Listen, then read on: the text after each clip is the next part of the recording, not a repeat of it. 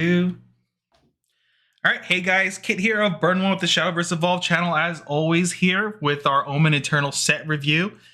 Joined as always with, I guess, permanent guest right now, Presha. You want to say hi?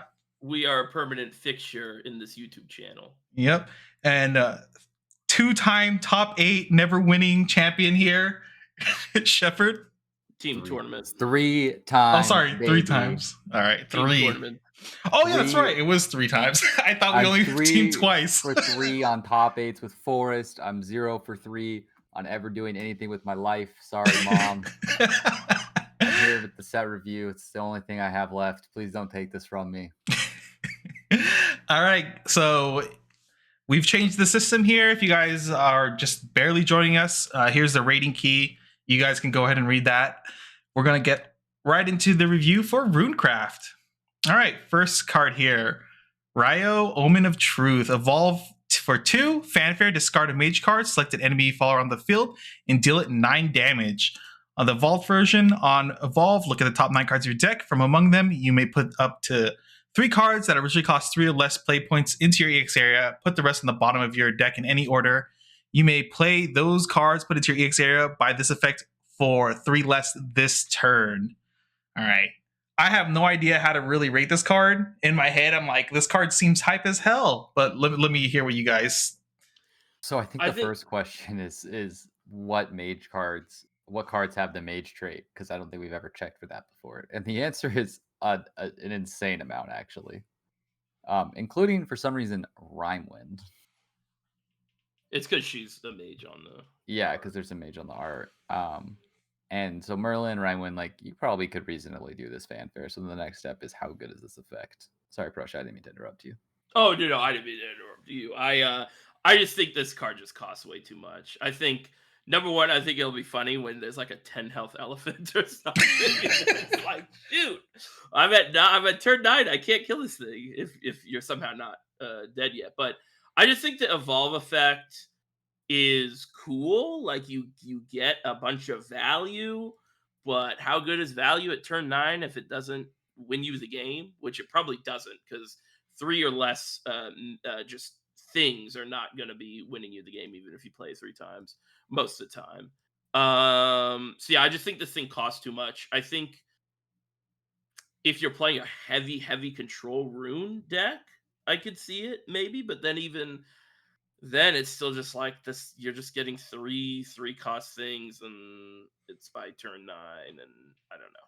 Yeah, and this card at every single point, the effect is slightly understated. Like it's like I want a bigger body or another keyword. I don't want to have to discard a card to kill something. I want it to just die. I don't want to do it damage. And then when I do the top check, I don't want to have a super strong restriction on that top check. Right? There's just like a lot that I think could be better. I think this card is I don't know, pretty unplayable. Because you also have to build your deck in a way that's like I wish this just said look through your deck for 3 or less cost. Like I don't really understand. Like, you have to build your deck with a bunch of 3 costs. Listen, they're doing the meme here. It's basically 9 play points to get it to the Evo. It's a 9/9. You deal 9 damage. You top check 9. You pick 3 cost cards that equal towards 9. This is the 9 card master. This is Psy Games. This is peak Psy Games design. Oh man, I think this card's bad. I had to sit on this for like a little while. Because I was like, okay, how many scenarios do we have where this is a card that ever wins you the game? And it's like, it doesn't. Is it an F? Hold on, let me think about that. Let me think. Because it's kind of niche. I kind of want to give it a D, but I also think it's almost unplayable in a way. Oh, but dude, I'm gonna lose to this. It's an S because you're gonna lose to it. How are you gonna lose? I'm gonna get destroyed by this. I don't know. Bro, but you could steal it with Octras. Holy crap! It's kind of no. It's gonna be a graveyard, and you're gonna be like, "This is the only thing that's stealable, and it does nothing." Yeah, actually, the reason why I give this an F instead of a D is because it discards a card, which is bad against the rogue. Otherwise, it'd be playable. All right, moving on here. Lashina, Omen of Destruction. Fanfare. Put a destruction in white and a destruction in black token to your EX area. Let's take a look at those tokens really quick right here. So we have destruction in white at the start of your main phase. Give your leader +2 health. Destruction in black at the start of your main phase. Deal 2 damage to each enemy leader. All right. All right. What are your thoughts on this card, guys? This is the set 5 deck I've played with the most. I don't know if I found the right list for it yet, and it was pretty hyped up, but to be honest, it doesn't feel as good when I'm playing it. This is like the centerpiece of the deck. It's just a control strategy where your win con is at some point you play Lashina, and then at some point you put the amulets in play, and then at some point the amulets win you the game, and you just run away from there. The biggest problems is it's really awkward. It's a 4-mana 2/4 that doesn't affect the board, so you have to try and find a time to play it. Then the 2 amulets cost 3 mana, so you have to pay 7 mana, but you can kind of split it up over a few turns, and then the clock is a little slow. That said, it is really, really potent. Amulets are hard to deal with. This is a way to win the game. I think the biggest question for me is like if this is an A or in B. And the only reason why I would put it in B is because playing it into some other set 5 decks, it just never feels like the answers line up the way you want them to, or that the turns line up where you can actually sequence this.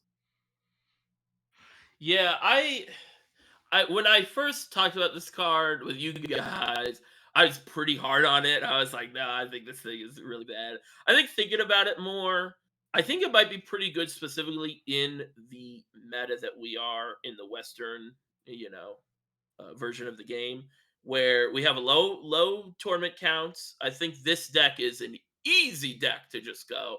All right, 66% win rate or whatever that 3-2. I guess that'd be 60. I'm not good at math. And we just get there to top 8 and we're good.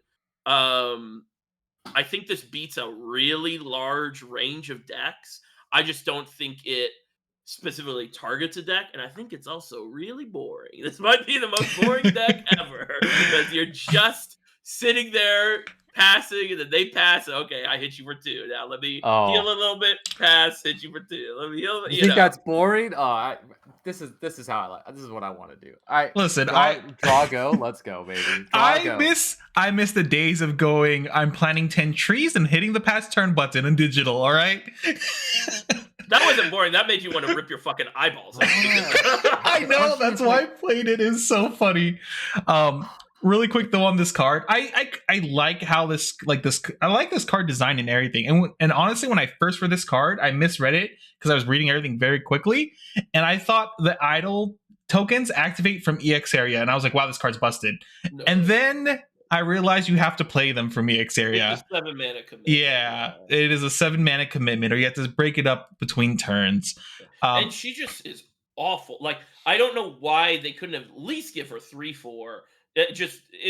Whatever turn you play her on is just going to be such a big void of value because she's just a 2-mana or a 4-mana 2/4 that does nothing immediately. And it's kind of rough. That's the big problem is the turn. It's not even the turn you play the amulets because, once you play this on 4, on turn 5, if you go like Witch Bolt, play Destruction in black, that's not the most unreasonable turn. I think what's really unreasonable is getting to play this on curve. You basically never do. So you have to keep delaying the game. There's a lot of recursive threats. I think it's good. I think it's just not going to be as good as any of us were hoping it would be this set. I think it's going to be an interesting deck because if you can build it in a way where I feel like you could build it in a way where if you queue up against aggro for some reason, and you just win and you never see the card. Like, I think that's sort of the key is like, can you win with this deck by never seeing Lashina? And I think you might be able to, but I just think it's overall, I just think it's going to be a really just average, boring deck, I think. Yeah. I do think the definition of B as should always be considered for the craft. If you say, I really want to play Runecraft in set 5, this should always be considered. Yeah, even with all that being said, I still like this card. Is the deck going to be super fun? Maybe not for some of you. I'm a draw go gamer as well, so I'm always happy to just draw and pass the turn to my opponent and watch them slowly lose the game. But even with that being said, I think when I'm even rating it as a B, I'm pushing it unless it turns out there's a really good archetype build around all this stuff in the end. I don't see it ever being better than it is now. I feel like there's more upside potential than I'm giving it. I feel like B is actually a little harsh.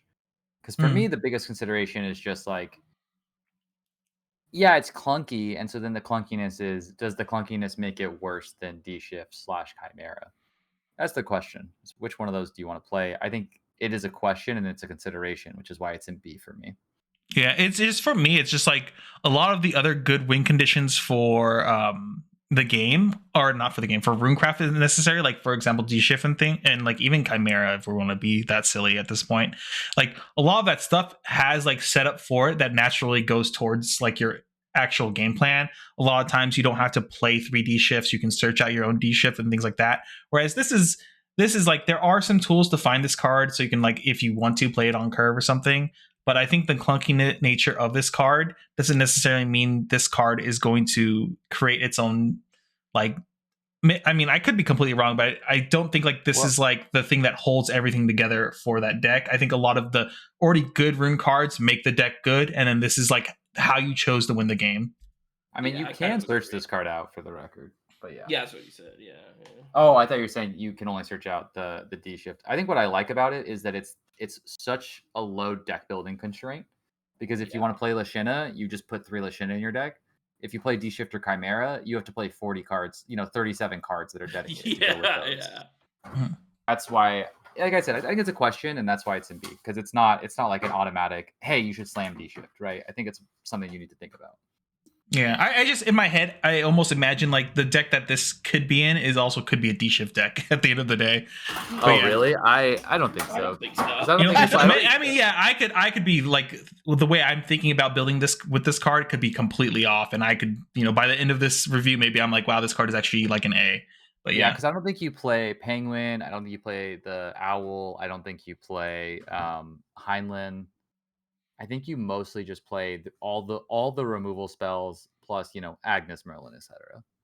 Yeah, I mean, in my head that already sounds like a D shift deck, but yeah, we'll move on from that, and we don't need to stay on this card too much longer. We have Apostle of Truth, evolve for 1, and then Fanfare. If you have 3 or more mage followers on your field, give this follower +2/+2 and ward. The evolved form is on evolve. Select an enemy follower on the field and deal it X damage, where X equals twice the number of mage followers on your field. When I read this card, I'm not exactly sure how likely are we going to hit 6, because I think this card becomes very good once you have like 3 bodies on the board that have mage, right? Because then the evolved form will clear most boards around the mid game, and then like the fanfare effect seems like pretty solid overall as well. So that's the only way I feel like this card's very good. Pop quiz: how many 1-cost mages exist in Rune right now? No idea.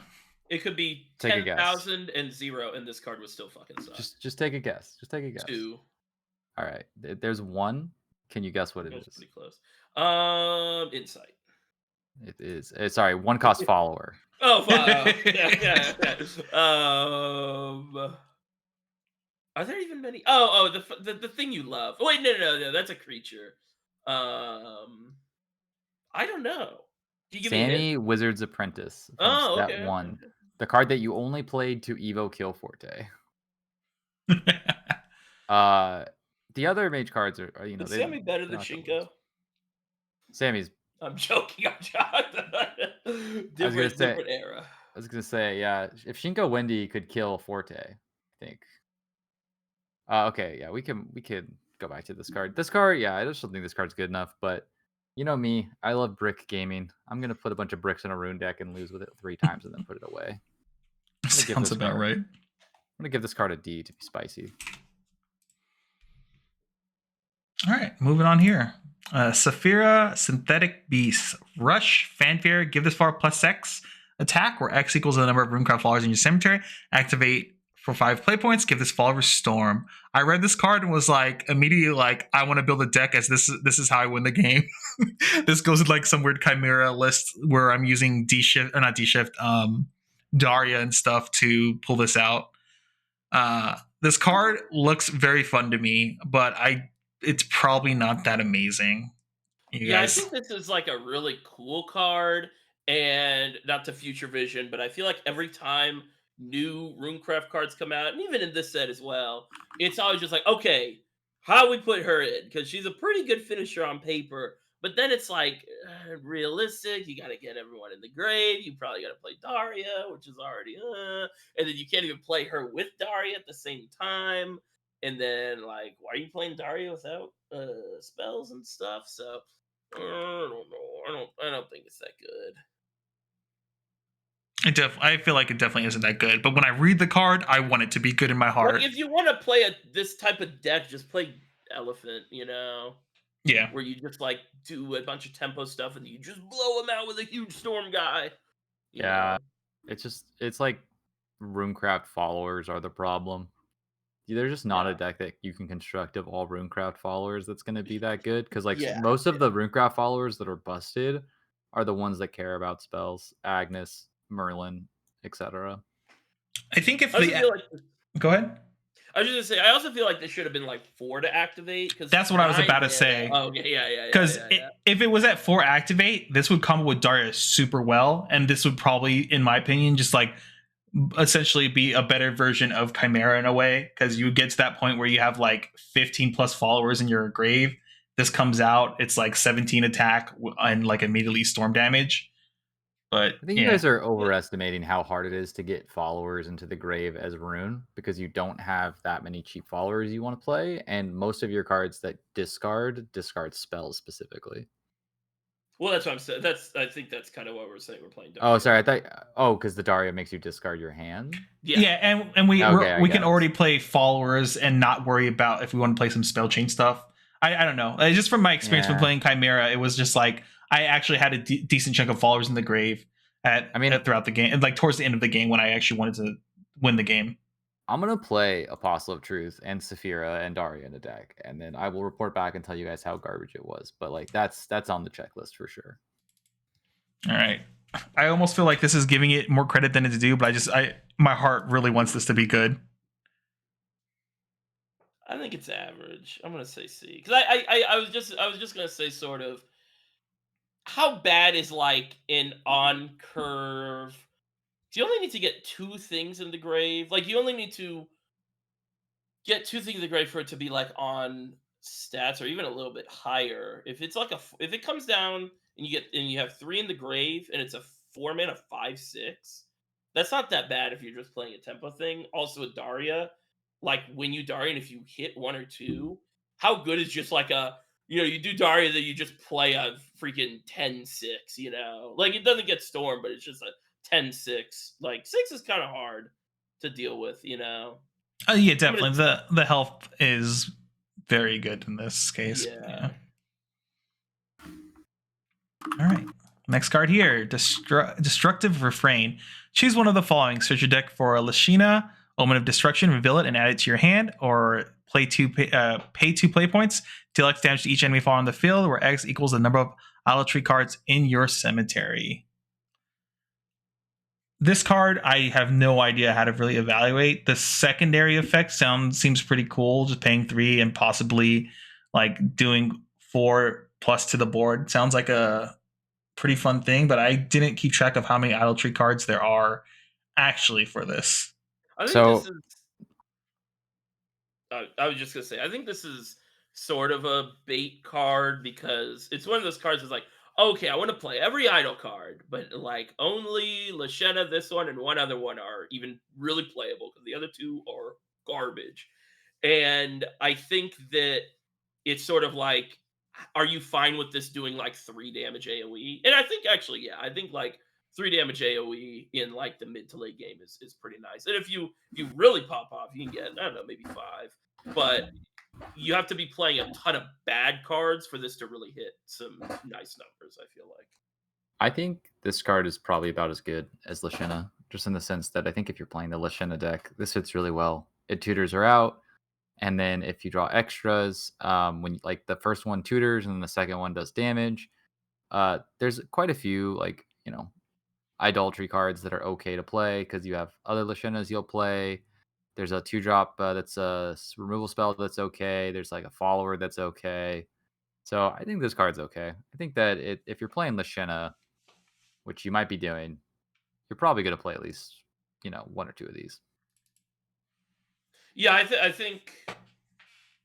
Yeah, I think it is just like however you rate Lashena, you rate this card because you Yep. just play it with the card.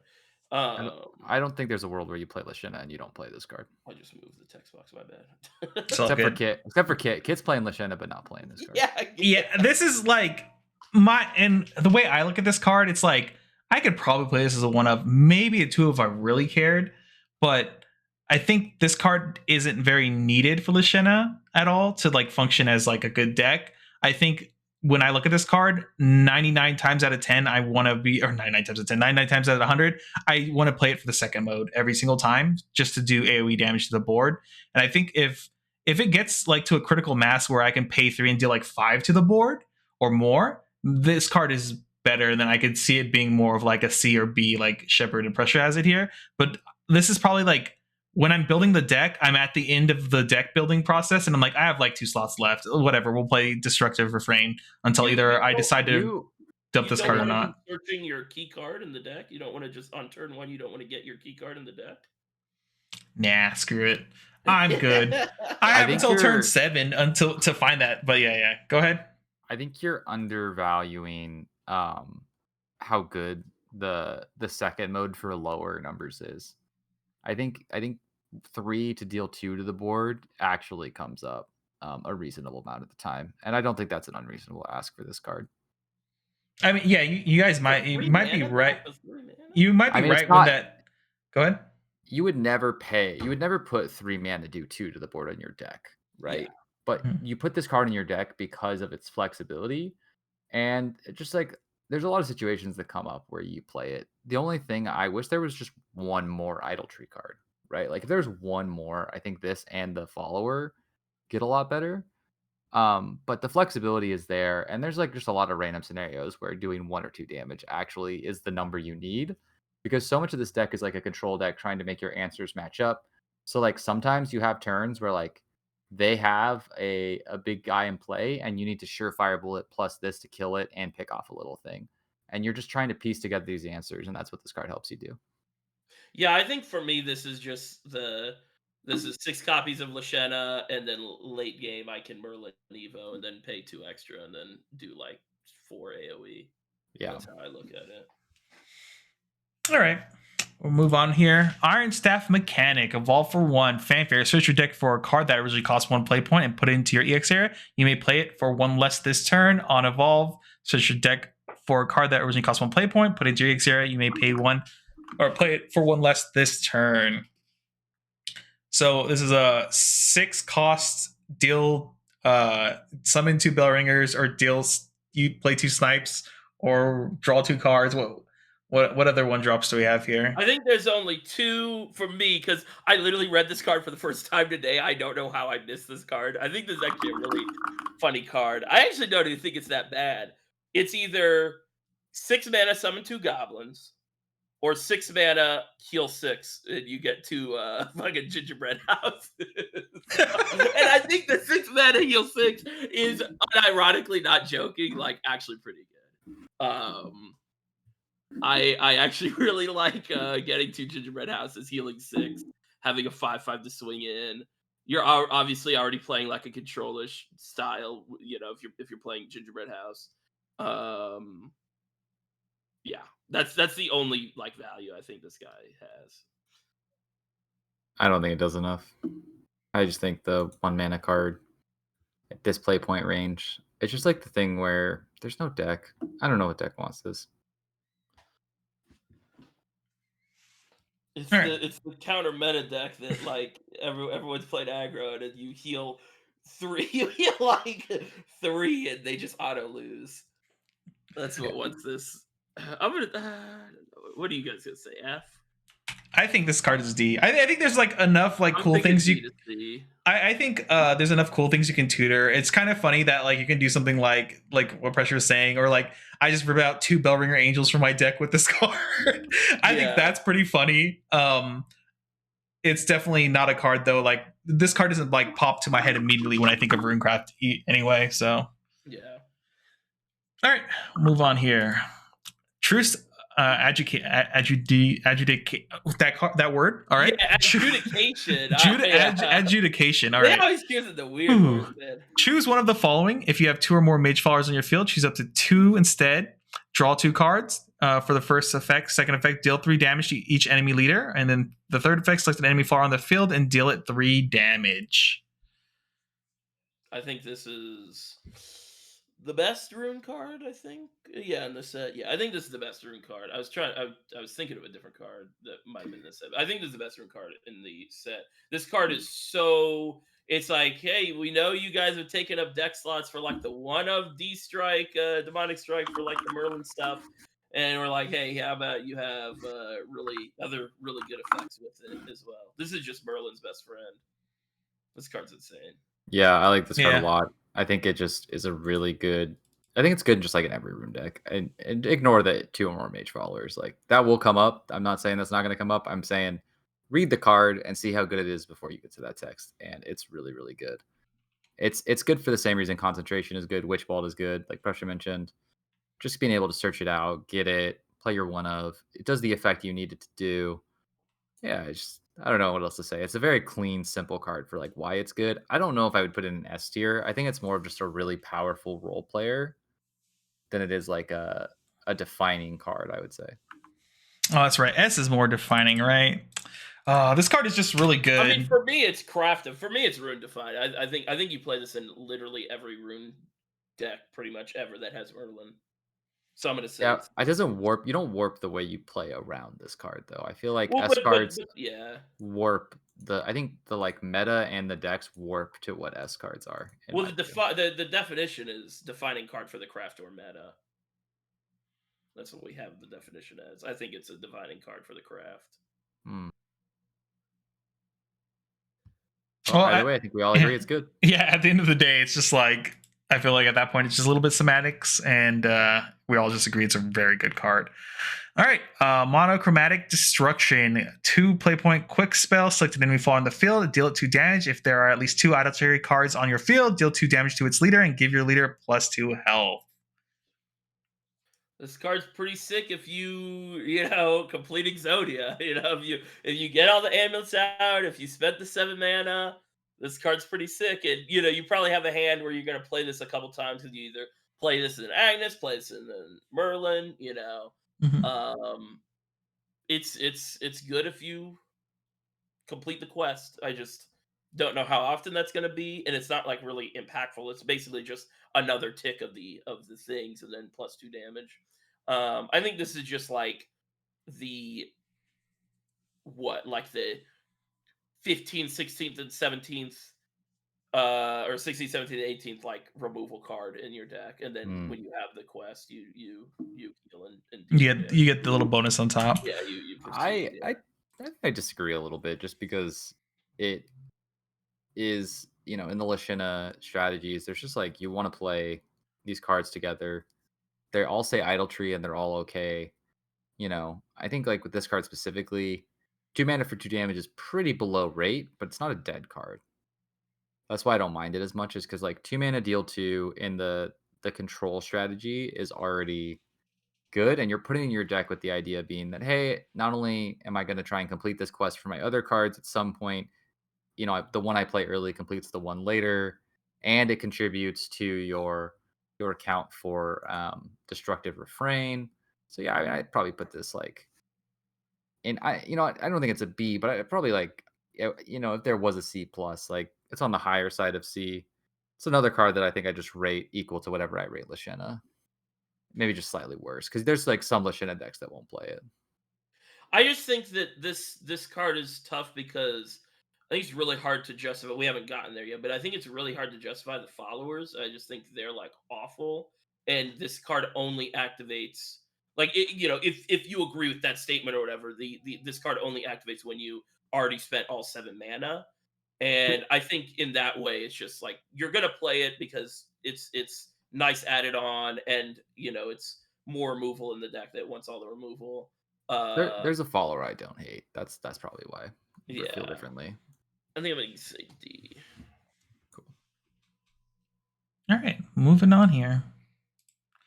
Disciple of Truth. Whenever you play a mage card, give your leader +1 health. 2-drop 2/2. Another card. This is like the forced one that looks at the top card, and then if it's a hunter, you can draw it. Like, why is it understated? They're like, whoa, man, rune healing 1 health. Holy crap! I don't know. I'm not a fan of this card. It doesn't impact the board. When It you play 3 insights, you heal 3. Oh, true. Hold on. Moving this up. Yes, it's better than I did. Better All than right, guys, I have a hot take here, Let's hear which it. is that I think this is hot garbage. That's my hot take. Ooh, that's hot. It's burning. I think it's hot garbage. I think rune healing's like healing in rune is so good, but it's not this good. It's not 2 mana 2/2 plus you have to play other cards. Good. Yeah. All right, moving on here. Disciple of Destruction. 3-drop 3/4. Ward Fanfare. If there are 3 or more idolatry cards on your field, draw 2 cards. Omen and idolatry. This is like another one, and you complete the quest, you get to draw 2 cards, right? Card sucks. Yeah, I was guessing like Automaton, what's his name for Forest, and it's like, whoa, it's a 3/4 ward. Like, this thing is awful because it only comes out after basically turn 8 or Yeah. turn 6, and then this card sucks. This card The problem is on your field. So, like, obviously, the idea is that you get Lenna out and you put the amulets in play, and then those trigger this card. Yeah. But it's so much harder to keep cards on your field than put them in the graveyard. And Rune has access to, at this point, 1 million variants of 3-drop stats or 3-drop ward. Yeah. And there's like 20 flavors of them. If you want to play them, you have to do a lot less work, right? Yeah. Yeah, it's not like Rune is looking really hard to find things that go up on a card advantage. They already have a lot of really good card advantage type cards already in the set, or not even in the set, but in Rune itself right now. So like the fact that you get to draw 2 isn't really big payoff. A lot of times too, like playing this on curve probably doesn't feel good because usually you want to be responding to things, because I think Rune is one of those few crafts that have like a ton of quick removal spells that you have options to do on your opponent's turn. So yeah, even playing this on curve doesn't feel good. Yeah. I agree. I don't think it's an F only because I think 3 mana 3/4 with a keyword and an upside is like probably enough to just keep it out of F tier. Like if you look at the other cards that we consider, like this is a card that somebody will probably bring to a local, and you can play it as a 3 mana 3/4. I don't want to, and I don't think you should, but I don't. This F doesn't seem right to me, so I'm gonna put it in D. All right. Moving on here, Servant of Destruction. Evolve for 2, and then Fanfare if there are 3 or more idolatry cards on your field.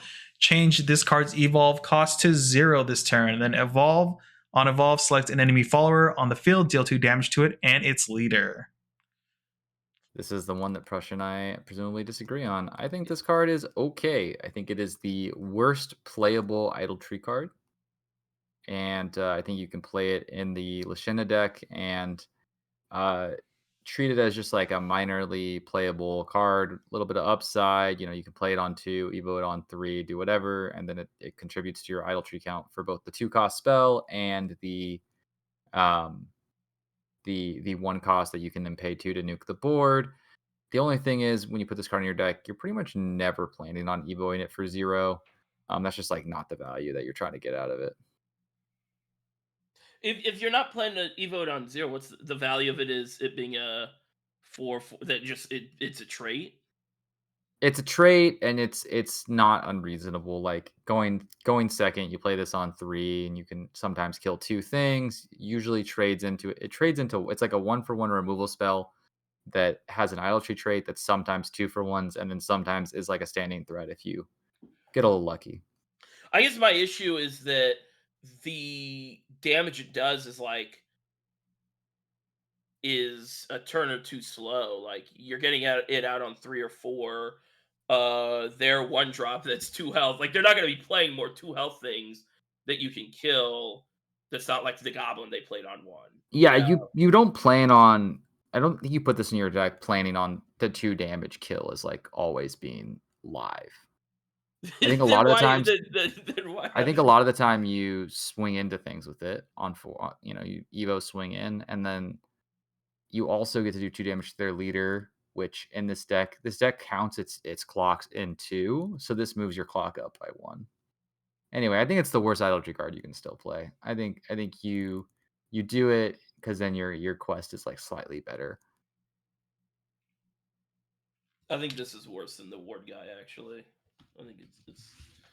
I should have maybe given the ward guy an D. I think thinking about it more, because I just the like that payoff is to me it just sounds way too slow, and the quest or whatever is only for refrain, like it's not for any other card that you're already playing. Well, you play the 2-drop, you play the Monochromatic Destruction. But then that's like turn 6.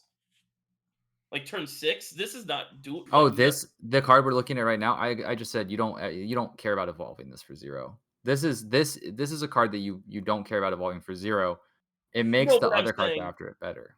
Well, because what I was saying is, if you're talking about Monochromatic Destruction being good with this guy, it's on 6, right? Because you have to evolve this guy, and then you play Monochromatic Destruction. No, it's good because and it helps you complete the quest. Like it comes into play, it gets some value, it dies, and then you have an idolatry card for Monochromatic Destruction. All right, wait. I'm not saying you combo them together. I'm saying in order to get 2 idolatry cards in the graveyard. But Monochromatic Destruction is field, not graveyard. Monochromatic Destruction is field. Oh, we played this very wrong when we played. Because I was like, wait. Cut the video. Cut the video. Cut the video.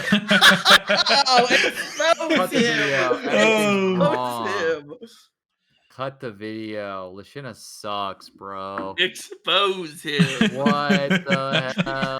Our test games were oh my god. So this card is just like a cute payoff for when you get the amulets to the board, and it kind of like does the game plan of like Shepard said, pushes the clock up 1 more turn because you're doing increments of 2 damage all the time usually with this like win condition. So, and then I feel like most games you'll probably be able to evolve this for free at some point. Yeah, I don't know. I kind of split in between. I do think this card is closer to an F than it is a D, but I think it's still like, I might play this card if I really cared. All right. Let me cheat against him so many games. That's what I learned. I guess I just was not paying attention. Yeah. I mean, let's let the viewers know. I played like, compared to set 4, I played like 100 games of that before the set review. I played like 10 games of set 5. All right, because I was like, something's wrong. You're thinking something's wrong. I think I was like we can't be this off of. Yeah. No, I think you don't play any of those cards in Lishin. I think you just play. I think you just play the 6. You just play the 6 cards. Yeah. All right. Next card here, Honest Cohort. Quick, select an enemy far on the field and deal it 3 damage. If Ryo, Omen of Truth, is on your field, deal it 6 damage instead, then 3 damage to its leader. I guess this is the payoff. You got to play his weapon that's like kind of cool. It's so bad. So this is so good. If you Ryo into this guy. All right, hear me out. We use show and tell to bring Ryo out at turn 3. Anyway. Is that a magic card? Yeah, it's a magic card. Show and tell, a card from a different game. Yeah. I like when I read this card, I want it to be good, but because of the secondary effect. But the problem is the thing that enables the secondary effect kind of sucks. So you're already playing a bad card to play this card that also sucks until you play the bad card. It's just not happy here. Yeah, you should just play good cards. Mm-hmm. All right, last rune card of the set. Meta production. Quick, look at the top 2 cards of your deck. You may reveal a spell from among them and put it into your hand. Put the rest on the bottom of your deck in any order. 1-drop quick spell. It's like Shinko Windy. Holy shit. It's like Shinko Windy. Dude, Shepard, we're never going to live this down for the rest of our lives. Guys, Prussia, for the record, in set 3, top 8'd 0 events. Yeah, I did. Yes, I did. I did top 8 0 team tour. The Shinko Windy top 8'd 2 events. The Shinko Windy going 4-1 at the Spring Fest. Okay. Anyway, back to our normal game plan here. I think this card's like all right, I guess. Like, don't really care that much. It's a cool 1-drop, I guess. No, bro, you gotta read this card again. This card sucks. You like even in the current Chimera deck, you would miss with this card like a good percentage of the time. Listen, I might be playing D shift, and I need to find my D shift for my turn 2. In D shift, you miss with this card because what happens when you hit Merlin plus Agnes or Agnes plus this die draw? Like this card just is unplayable. Okay. Top 2. Listen, I tried. All right, I tried. Just move on. All right, craft type afterthoughts here. I'm not a Rune enjoyer right now. It's so weird because in digital, I love Rune in digital for whatever weird reason. Every deck like came out in every meta. I was just like, dude, Rune is so fun. This time around, I'm not super excited for Rune that much. Or actually, you know what? It's not as bad as Forest, I should say. This is I will brew some list at some point. So I think that's. Or go ahead. Every single set, I brew the brick Rune list where I just am like, I'm gonna play the tempo Rune deck that goes 1, 2, 3, 4, 5, and it's always bad. And then I say, okay, I'm done. I'm gonna go to something else now, and I'm gonna do that this set, and it's a C because I'm gonna do it for exactly as many games and probably get exactly as much enjoyment. If Lashena is viable, if Lashena is a playable deck, that is the deck I will probably play. I just don't. I'm sorry, not viable, but if Lashena is actually a contender for a top 3, top 4 deck, that's probably the deck I would play. I just don't think it's going to be top 4. Yeah, I was going to say sort of to Kit's point about like him liking Rune digital and that is because I just feel like they've just completely changed so many mechanics that it's not even really resembles anything like in digital. That's probably why you just. It probably is. I really loved being able to sequence turns in digital because of this spell boost. Spell boost is such a cool mechanic in a digital game. I really like it a lot. It just didn't transition very well into physical. Yeah, it's so cool when you get turn 6 D shift. Dude, and then you play 3 D shifts in a row, even though you have Leaf on board anyway, and take all 3 turns just to BM your opponent. I love it. Yeah, D shift was the deck that got me into Shadowverse. I, in virtually every meta except for one, only played Runecraft and then maybe sometimes Havencraft early on. And I just have not played a Runecraft deck that I've actually been excited about to bring to a tournament. Lashena being a control deck is about the only thing that could change that for me, I think. All right. Yeah, I like Lashena. Lashena is like a Rune deck, and it's probably going to be half neutral card. Busted. All right, I think that kind of wraps up our thoughts, unless you guys have any last things you want to say. Take that as a no. All right. Read the card, folks. Yeah, reading the card explains the card, even though sometimes it doesn't. All right. Check out our socials here. Make sure to follow all of us because you love listening to our set reviews. And then you can see us in real time have breakdowns about how bad we are at this game on Twitter, like me. Follow me if you want to see me melt down and break down at the Cubs collapse. Oh, man. With that being said, guys, make sure to like, comment, subscribe, and all that. Thank you for watching the video this far. We'll see you guys in our next set review, which should be Dragon Calf. So see you there. Later, everyone. Bye-bye. Bye.